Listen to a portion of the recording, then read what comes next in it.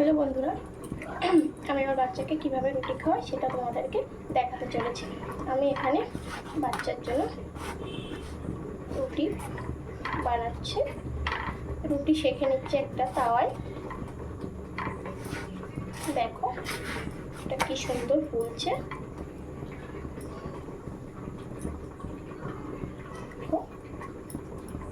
বাচ্চার জন্য রুটি করে নিলাম।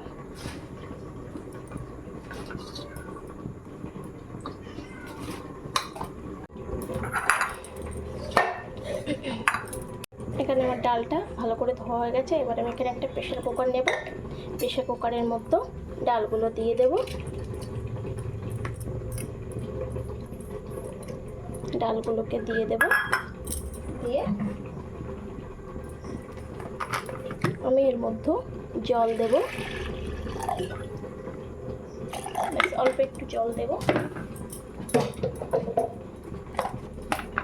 তারপর তাতে সামান্য একটু লবণ দেব, সামান্য একটু সরিষার তেল দেব।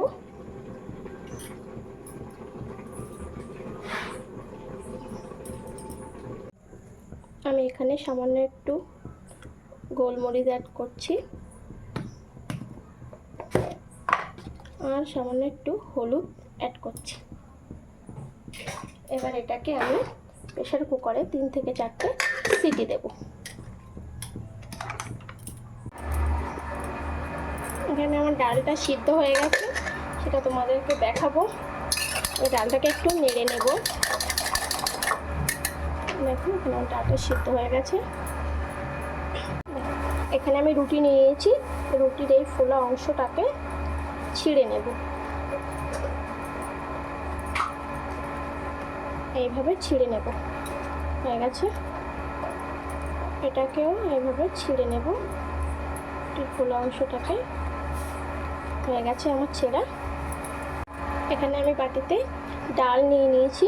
ডালের মধ্যে রুটিগুলোকে দিয়ে দেবো। রুটির ফোলা অংশ ছিঁড়ে নেওয়া রুটিগুলোকে দিয়ে দেবো টুকরো করে।